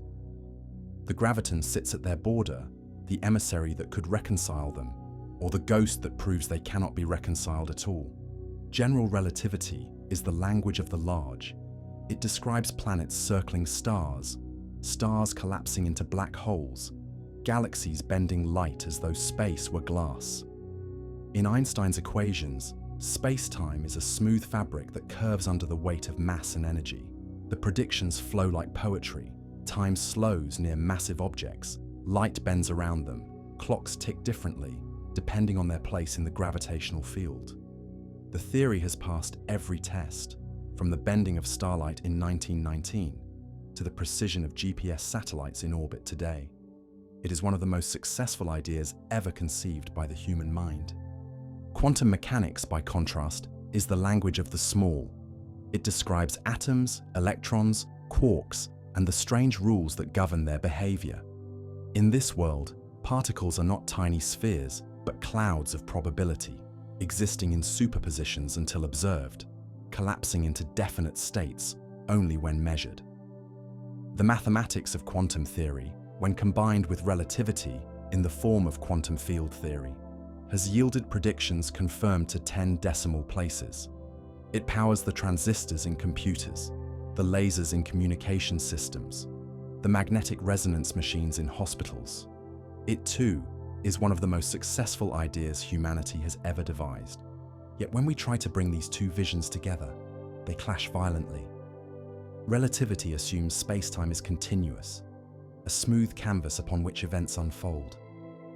Quantum mechanics insists that everything is discrete, jittering, uncertain, built of quanta that cannot be divided further. Relativity deals in determinism, where the present shapes the future with exact precision. Quantum mechanics deals in probability, where outcomes can only be predicted statistically. The two frameworks speak different dialects, and when forced together, their conversation collapses into nonsense. Nowhere is this clash more evident than in the attempt to quantize gravity. If we treat space-time as just another field and try to apply the methods that worked for electromagnetism and the nuclear forces, we run into infinities that cannot be controlled. Calculations explode, yielding meaningless results. It is as if the mathematics itself is warning us that gravity does not fit into the same mold. The graviton is predicted, yes, but its interactions quickly spiral into chaos when we push to high energies. And yet, we know that both theories must be true, because both describe reality so well in their domains. The universe does not care that our frameworks do not align. Stars collapse into black holes, where both relativity and quantum mechanics should apply. The early universe was a furnace of density and energy, where both must have ruled together. Somewhere, there must be a deeper theory that contains them both, a single language in which the small and the large, the discrete and the continuous, the probable and the deterministic coexist. The graviton is a candidate for that common language. If it exists, then gravity too is quantized, and space-time itself is woven from quanta, just like matter and energy. The particle would be the proof that relativity's smooth curves can be translated into quantum mechanics' discrete notes. It would be the missing link that lets the two theories at last speak to one another.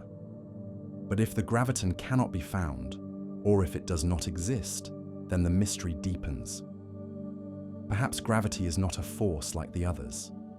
Perhaps it is emergent, a property of space-time and information that only appears at large scales, not something mediated by quanta at all. In that case, relativity and quantum mechanics would not be reconciled by unification, but by recognizing that gravity belongs to a different category altogether. The question of the graviton is thus not merely about a particle. It is about the deepest conflict in physics, the wound that has divided our understanding of reality for more than a century. To seek it is to seek unification, the dream of a single framework that explains everything from the dance of galaxies to the jitter of electrons. To fail to find it may be to accept that the universe is stranger than even our boldest theories have imagined. The resistance of gravity to quantization is one of the most frustrating puzzles in physics. On the surface, the process should be straightforward. We have learned how to quantize the electromagnetic field, producing photons. We have quantized the strong interaction, producing gluons. We have quantized the weak interaction, producing W and Z bosons. The same machinery should, in principle, work for gravity. Yet when physicists attempt it, the mathematics refuses to cooperate. The trouble lies in the nature of space-time itself. Other forces act within space-time, but gravity is space-time. When we quantize the electromagnetic field, we are quantizing something that lives on the stage. When we try to quantize gravity, we are quantizing the stage itself. This difference seems small in words, but it makes the equations break apart. The smooth continuum of Einstein's relativity cannot simply be chopped into discrete units without introducing contradictions. At low energies, a quantum theory of gravitons appears to work. The predictions align with general relativity, and the mathematics make sense. But as soon as we push to higher energies, near the Planck scale where quantum gravity should dominate, the calculations explode into infinities. Unlike the electromagnetic force, which can be renormalized to tame its infinities, gravity resists. It is non-renormalizable, meaning the infinities multiply with every step, drowning the theory. This breakdown shows up most starkly in the physics of black holes. A black hole is both a triumph of relativity and a challenge to quantum mechanics.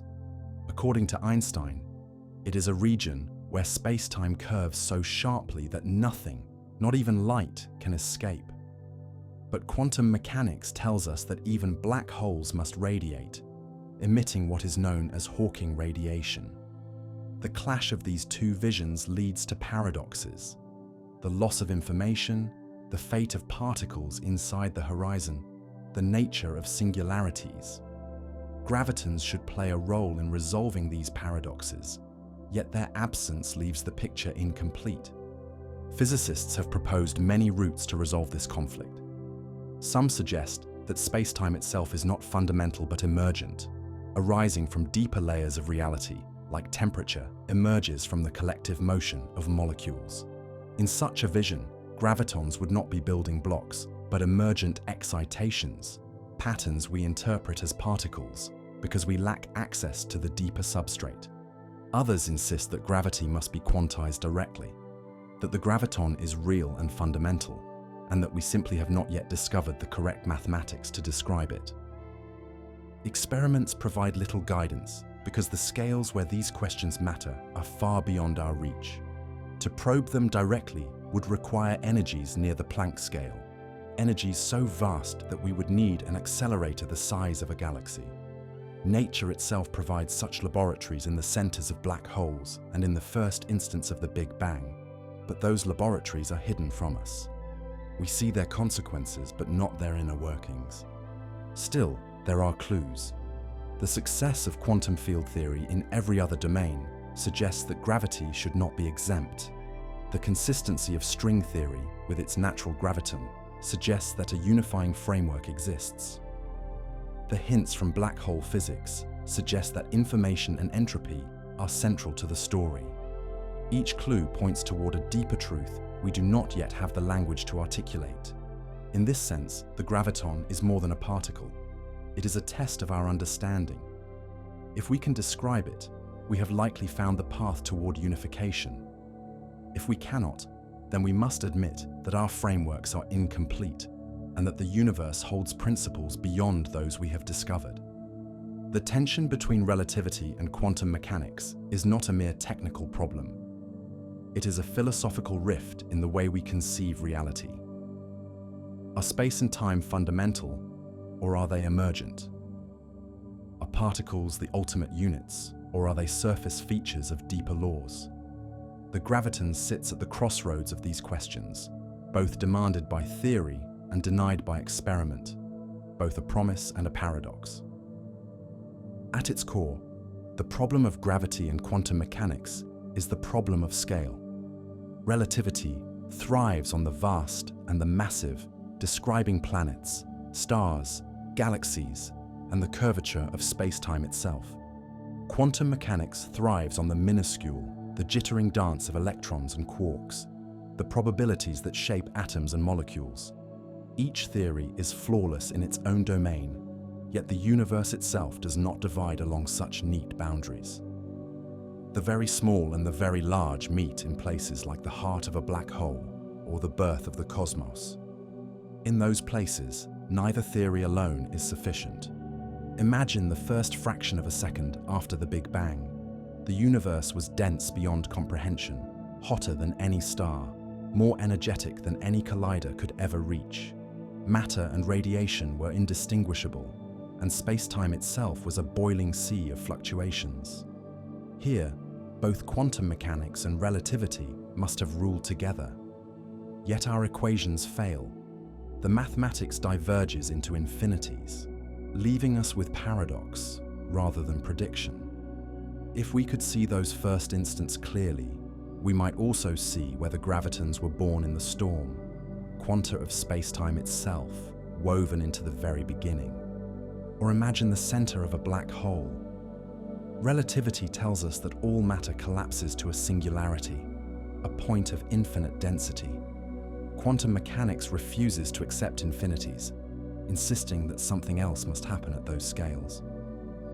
A true quantum theory of gravity, one that includes the graviton, might reveal what lies beyond the horizon, what replaces the singularity.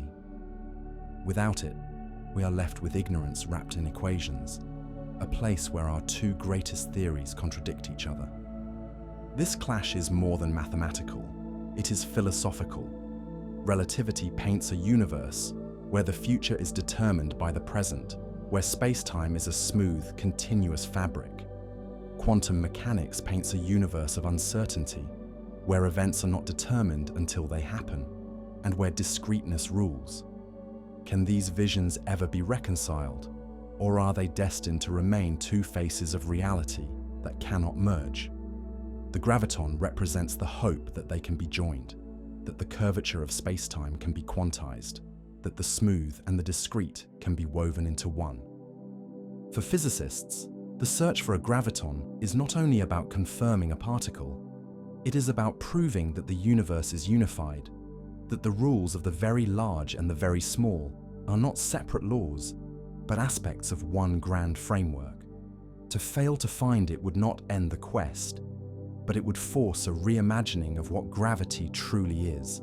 Perhaps not a force at all, but an emergent property of deeper principles. Either path changes everything. And so we find ourselves at the threshold of a profound choice. The graviton may be real, waiting to be glimpsed in the ripples of space-time, or in the relics of the early universe. Or it may be a mirage, a useful concept that points towards something even stranger, something beyond the reach of both relativity and quantum mechanics as we know them. The only certainty is that the graviton embodies the tension, the promise, and the mystery at the heart of modern physics. To search for it is to search for unification, the long-held dream of a theory of everything. To ponder its absence is to confront the possibility that reality is deeper, more layered, and more elusive than any single framework can capture. The graviton, real or not, forces us to face the limits of knowledge and the possibility of transcending them. If direct detection of gravitons is beyond our reach, perhaps the cosmos itself can serve as the laboratory. The universe is not a quiet place. It is filled with cataclysms so vast that no human-built machine could ever replicate them.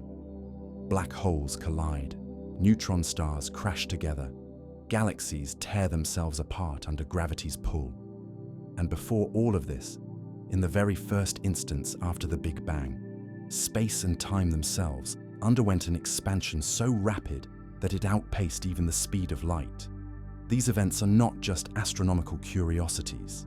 They are natural experiments on a scale far beyond anything we could build, and within them may lie the indirect fingerprints of gravitons. The earliest clue may be written into the afterglow of creation itself. When the universe was less than a trillionth of a second old, it is believed to have undergone a phase known as inflation, an almost unimaginable surge in which space-time doubled in size again and again in an instant. This inflationary expansion would have produced primordial gravitational waves, ripples in space-time stretching across the newborn cosmos. If gravitons exist, then these waves would have been composed of them, countless quanta of space-time born in the very beginning. Though we cannot see those primordial waves directly, we may glimpse their echoes in the cosmic microwave background, the faint radiation left over from the hot early universe. This background is like a fossil light, a whisper of the cosmos when it was only 380,000 years old. Within it, polarization patterns may reveal the signature of ancient gravitational waves. Detecting such patterns would not only confirm inflation, but also hint at the quantum nature of gravity, for waves that exist should, in principle, be made of gravitons. Cosmic observations are not limited to the ancient past. Black holes, among the most violent objects in existence, may also offer clues. When two black holes spiral together and merge, they emit gravitational waves powerful enough to cross the universe. These waves are now observed by instruments like LIGO and Virgo, but hidden within them could be subtler signatures, deviations from Einstein's equations that might betray the presence of quantum effects. If gravitons exist, their collective behavior might subtly alter the shape or energy spectrum of these waves. Another possible clue lies in hypothetical structures known as cosmic strings. These are not strings of string theory, but relic defects in space-time itself, like cracks in ice after water freezes. If they exist, their vibrations and oscillations could produce gravitational waves with distinctive patterns. Observing such signals would not only point to physics beyond the standard model, but could also reveal the fingerprints of gravitons woven into the early fabric of the universe. The cosmos, then, becomes a grand stage upon which the graviton may leave its mark. We cannot trap one in a detector, but we can watch the play of galaxies, black holes, and ancient light for signs of its presence. In this sense, astronomy is not merely about observing the heavens, but about probing the foundations of physics. The sky is not only filled with stars, it is filled with data, with signals that may answer the deepest questions about the nature of reality. The search for cosmic clues is ongoing, with telescopes scanning the microwave background, detectors listening for gravitational waves, and theorists building models of how gravitons might influence the universe on large scales. Each observation is a test, a chance to see whether the predictions of quantum gravity leave imprints we can measure. The graviton remains hidden, but the cosmos is vast, and its memory is long. Somewhere in its echoes, the whispers of the quantum may be waiting. The inflationary epoch remains one of the most promising arenas in which to search for the graviton's fingerprint. During that fleeting instant, space-time itself expanded exponentially, doubling in size countless times in less than a blink. This dramatic surge magnified tiny quantum fluctuations into ripples that stretched across the cosmos. If gravitons existed, they would have been produced in abundance during this process, riding on the waves of inflation, their echoes preserved in the structure of the universe itself. The cosmic microwave background, that faint afterglow from the hot early universe, acts like a canvas upon which these ripples may have left their mark. Its light carries subtle polarization patterns that could encode the presence of primordial gravitational waves. Among these patterns are the so-called B-modes, swirls of polarization that cannot be produced by ordinary density fluctuations. If detected with clarity, they would be strong evidence that the early universe was filled with gravitational waves. And if those waves were real, then the quantum logic that has never failed us suggests that gravitons must have been their building blocks.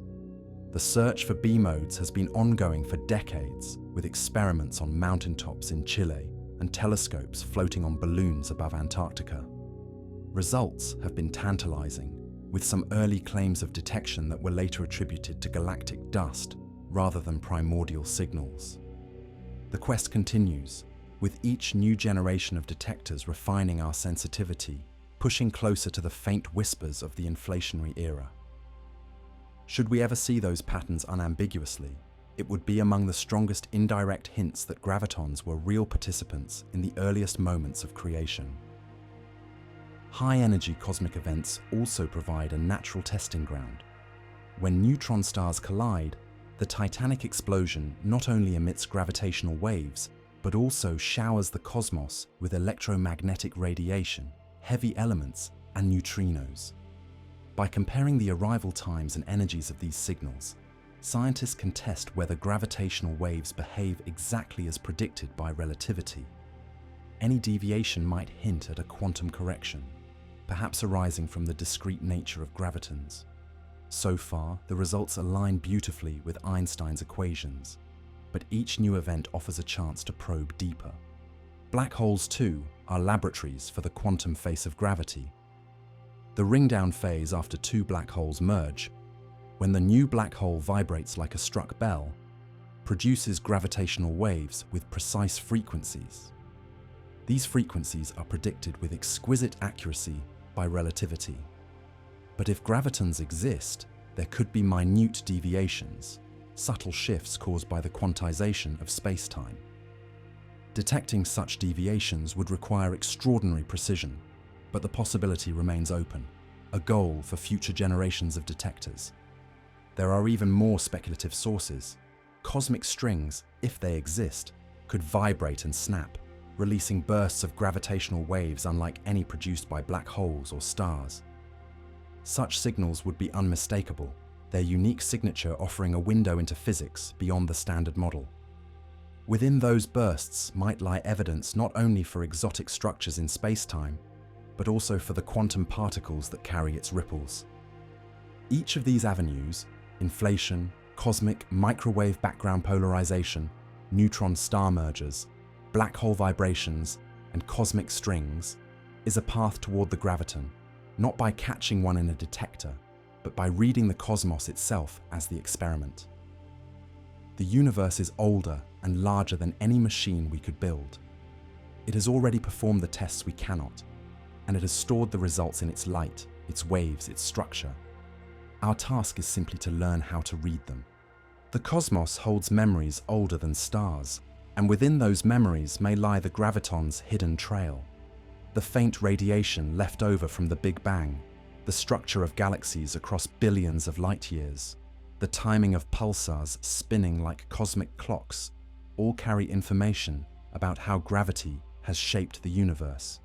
If gravitons exist, then their influence is already written into these records, waiting for us to decipher. Consider pulsars, the rapidly spinning remnants of dead stars that sweep beams of radiation across space like celestial lighthouses. Their timing is so precise that even the faint tug of passing gravitational waves can shift their rhythm. By comparing the signals from many pulsars across the sky, scientists create a galactic-scale detector, sensitive to waves with periods of years or decades. Such observations can reveal not only the mergers of supermassive black holes, but also test whether gravitational waves propagate exactly as relativity predicts.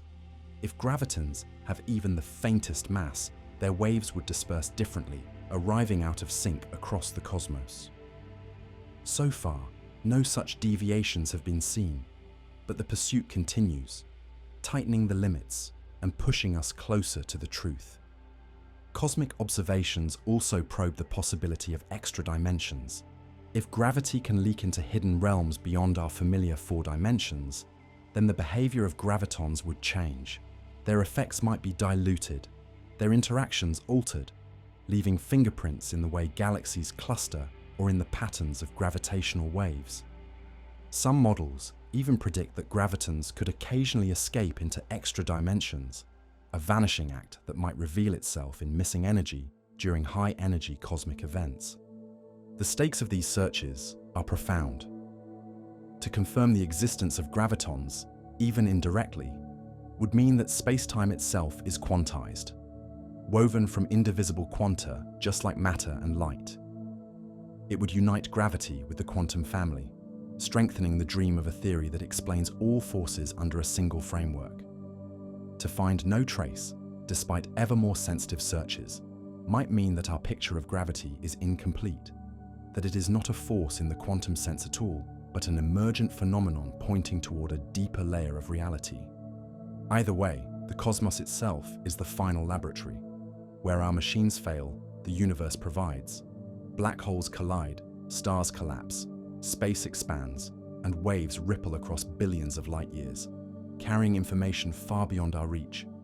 We may never hold a graviton in a detector, but we may yet see its influence in the sky, in the ancient light of the microwave background, in the timing of pulsars, in the vibrations of black holes. The graviton's trail may not be found in underground caverns filled with detectors or in the tunnels of accelerators, but in the vastness above us. The universe has already run the experiment. Our task is to learn how to listen, how to read its signals, and how to recognize the quantum in the echoes of the cosmic. To imagine the graviton as real is to imagine a universe more symmetrical than the one we see today. Each of the fundamental forces would then be carried by particles, each interaction mediated by quanta. Photons would carry electromagnetism, gluons would carry the strong force, W and Z bosons would carry the weak force, and gravitons would carry gravity.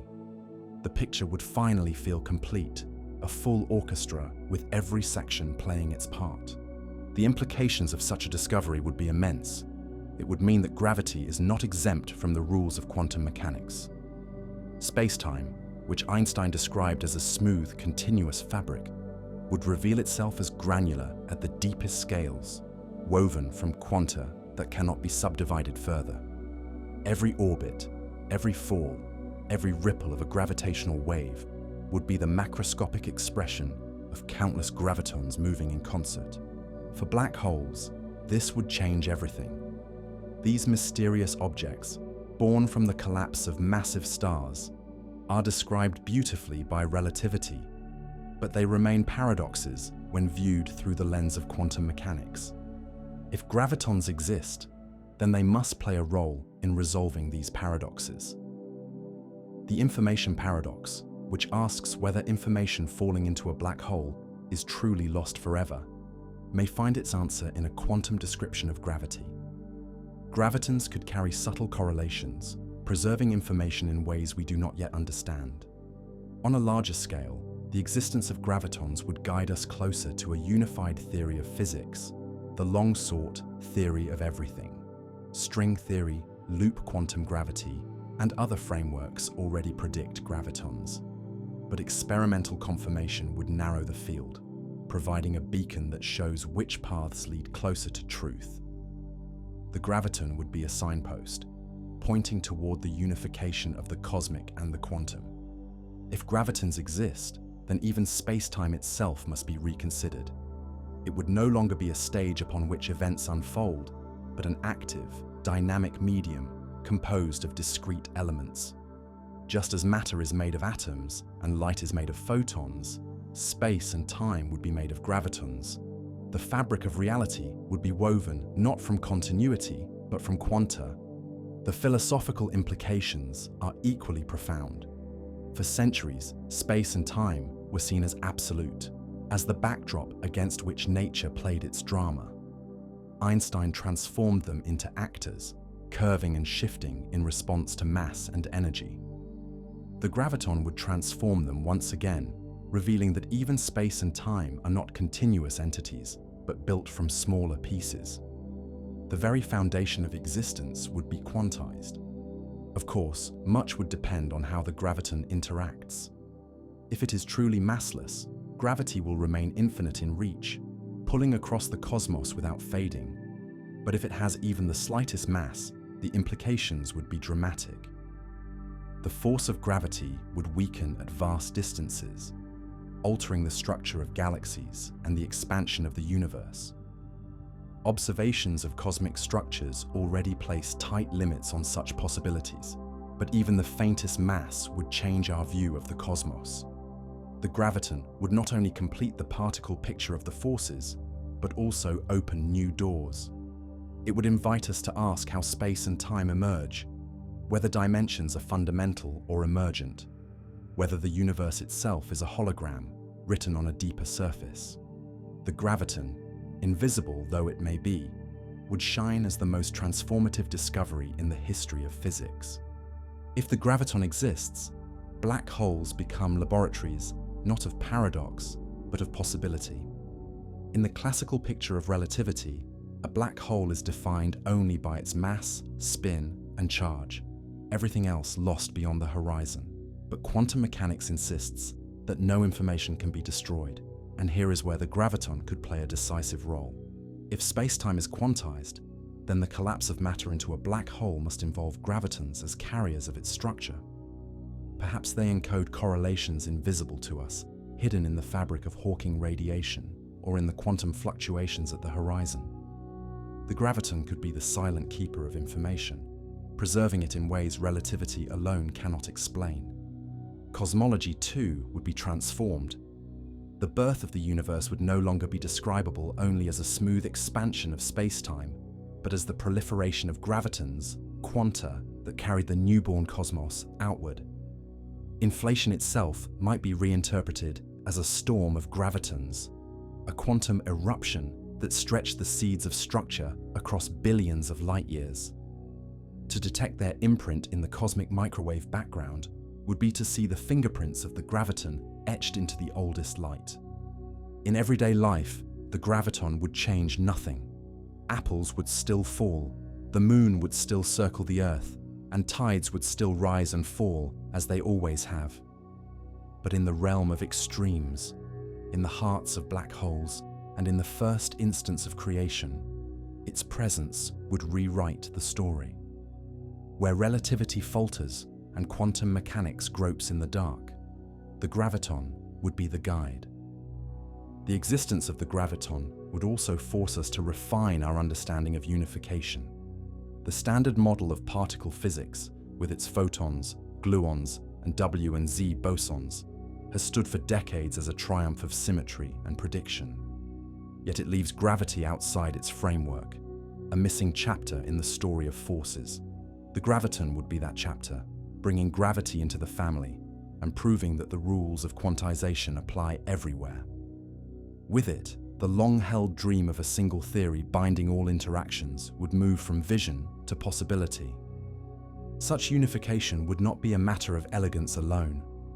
It would allow us to answer questions that have lingered for generations. What happens at the singularity of a black hole? How did the universe emerge from the Big Bang? Why is gravity so weak compared to the other forces? Each of these questions points toward the quantum nature of gravity, and each may find its resolution in the existence of the graviton. The graviton would also illuminate the strange hints of holography, the idea that the universe may be described not by its volume, but by information encoded on its boundaries. In holographic models like the ADS-CFT correspondence, gravitons appear naturally as part of the duality, linking the behavior of particles on the boundary to the curvature of space-time in the bulk. Their existence would not only confirm a particle, but also support a radical new way of viewing the universe, as a projection, a hologram woven from information. In this vision, the graviton is more than just another entry in a particle catalogue. It is a key to unlocking the relationship between space, time, information, and matter. To find it, even indirectly, would be to confirm that space-time is not fundamental, but built from something deeper, that the universe we inhabit is both stranger and more ordered than we have imagined. The cost of such a discovery would be a new humility. For centuries, we thought the Earth was the center of the universe. Then we thought the sun was. Then we thought the galaxy was. Each time, science pushed us outward, reminding us that our place is not privileged. The graviton would continue this tradition, reminding us that even the fabric of space and time, once thought immutable, is a construct, a quantum tapestry woven from threads finer than we can see. To accept the graviton as real is to accept that the universe is not continuous, but pixelated at the deepest level, its fabric woven from indivisible quanta. This changes not only physics, but also philosophy, for it suggests that reality itself is structured like music, built from discrete notes that only appear smooth when played together. The graviton would be the faintest of those notes, the one that binds all others into a symphony of existence. Its confirmation would elevate quantum gravity from speculation to science. Entire frameworks, from string theory to loop quantum gravity, would gain legitimacy, their predictions anchored to observation. With that anchor, we could begin to explore not only the how, but also the why of space-time. Why does the universe have the dimensions it does? Why are the forces so different in strength? Why is gravity weaker than electromagnetism by 36 orders of magnitude? The graviton would not answer these questions directly, but it would make them answerable, providing the first foothold on a mountain long thought unclimbable. The implications for black holes would be profound. If space-time is quantized, then singularities may not exist at all. The infinite densities predicted by relativity could be replaced by finite structures built of gravitons, preventing the collapse of physics into paradox. The mysterious surface of the event horizon, where information seems to vanish, could instead be a quantum interface, a place where gravitons encode and preserve information in subtle correlations. The black hole, once a symbol of ignorance, could become a laboratory of knowledge, its secrets unlocked by the graviton. The universe itself would take on new meaning. Every gravitational wave detected would no longer be a mere ripple of curved spacetime, but a chorus of countless gravitons in harmony. The cosmic microwave background would no longer be just fossil light, but a record of quantum spacetime in its infancy. The large-scale structure of galaxies would become a map not only of matter, but of gravitons shaping the cosmos on the grandest scales. Beyond science, the graviton would reshape how we think of ourselves. Humanity has always sought to understand its place in the cosmos, from ancient myths to modern equations. To learn that even space and time are made of quanta would remind us that we live not in a static backdrop, but in a living fabric, dynamic and alive, woven from particles as real as electrons and photons. Our existence would be inseparable from the quantum dance of spacetime itself. And yet, there is another side to the coin. To confirm the graviton would be to close one chapter and open another, one filled with even deeper mysteries. If space-time is quantized, what lies beneath it? If gravitons exist, what gives rise to them? Are they fundamental, or do they emerge from something deeper still? Each discovery in physics answers old questions only to reveal new ones. The graviton would be no exception. The possibility that gravitons exist is not merely a technical issue in physics.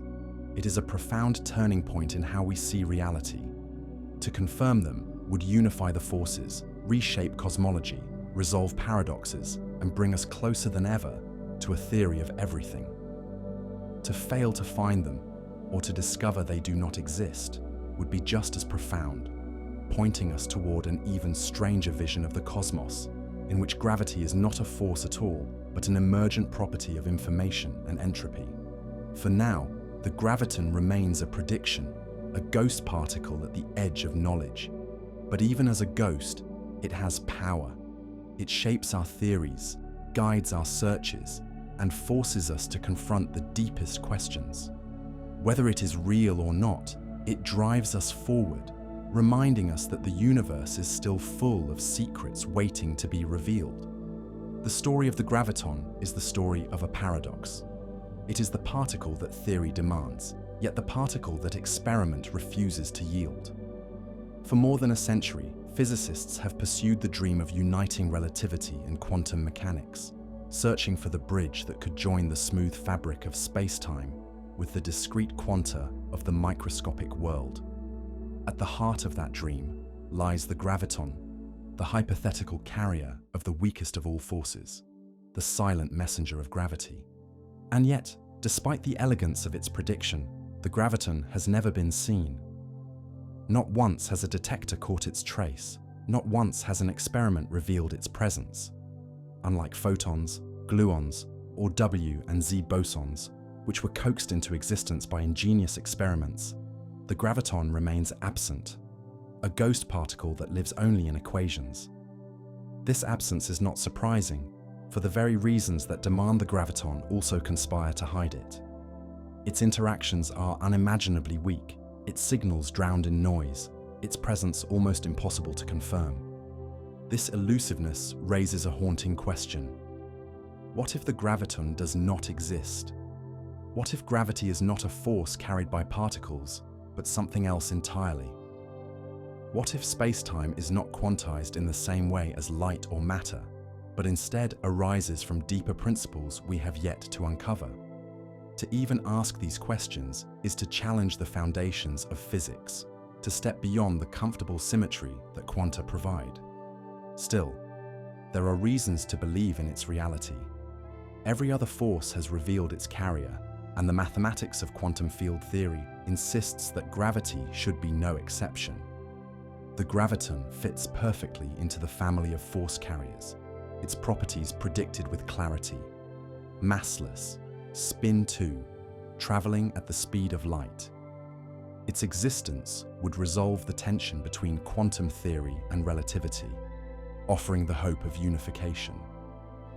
To deny it feels like denying photons before the dawn of quantum mechanics. But belief is not proof. Physics demands evidence, and here the graviton may forever elude us. To detect one directly would require a detector so vast that it would collapse into a black hole under its own weight. To see its effects indirectly requires observing the cosmos with precision beyond our current reach. It may be that the graviton is real, but destined to remain unseen, a truth hidden behind the limits of measurement. If so, then the graviton embodies the ultimate mystery of gravity. It is both present and absent, demanded and denied, written into theory, but invisible to experiment. It is the whisper of unification and the silence of impossibility. Its existence may be forever beyond confirmation, yet its absence may be forever unsatisfying. In this tension lies the greatest mystery of modern physics, the quantum nature of gravity. Perhaps the graviton is not meant to be captured, but only inferred, glimpsed in the patterns of cosmic waves, in the polarization of ancient light, in the subtle behavior of black holes. Perhaps the universe has already revealed it, and we have not yet learned to recognize the signs. Or perhaps it does not exist, and the truth lies in visions stranger than any we have yet imagined. The graviton is both the most inevitable and the most elusive of particles. To pursue it is to pursue the deepest questions of existence. To wonder if it exists at all is to confront the limits of human knowledge. Either way, it forces us to look outward, to listen more carefully, and to imagine more boldly. The possibility that gravitons may be forever beyond our reach forces us to confront an uncomfortable truth. Not everything that exists in the universe may be accessible to human experiment. For centuries, the success of science has been built on the belief that no secret of nature is beyond uncovering, that with enough ingenuity and patience, we can measure, test, and confirm. The graviton challenges that belief. It suggests that there may be truths woven into the cosmos that are hidden not by chance, but by the very laws of nature themselves. Consider again the scale of the challenge. A single graviton interacts so faintly with matter that it could pass through planets without leaving a trace. To build a detector sensitive enough to register even one would require mass and precision so vast that the detector itself would collapse into a black hole. This is not simply a technological limit. It is a fundamental barrier. The universe itself prevents us from carrying out the experiment. If this is true, then the graviton represents a new category of knowledge. It is not like the Higgs boson discovered by building a larger accelerator. It is not like neutrinos, revealed by constructing vast underground detectors. It is something that cannot be reached no matter how far we scale our machines.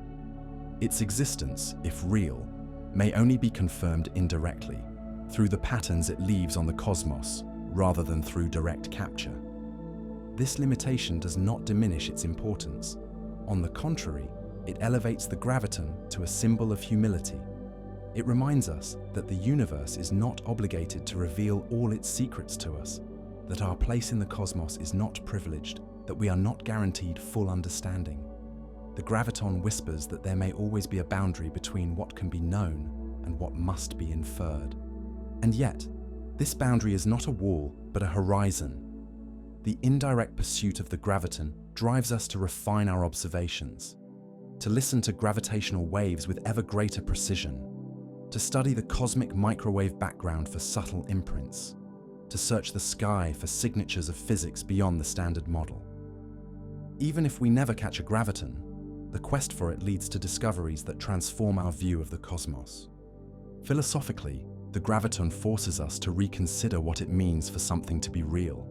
If we can never detect it directly, but if all our theories require it and all our observations are consistent with its effects, is that enough? Does reality require direct observation? Or can it be defined by necessity within a framework that explains the world? The graviton pushes us toward these questions, where science and philosophy meet in the shadows of the unknown. It also challenges the idea of completeness. For more than a century, physicists have sought a unified theory, a single set of principles that explains every force, every particle, every phenomenon. The graviton seems to be the missing piece, the final carrier particle that would complete the picture. But if it cannot be confirmed, then unification remains tantalizingly close, yet forever out of reach. The dream of a theory of everything may remain unfinished, a song with one note missing. Still, the search itself has value.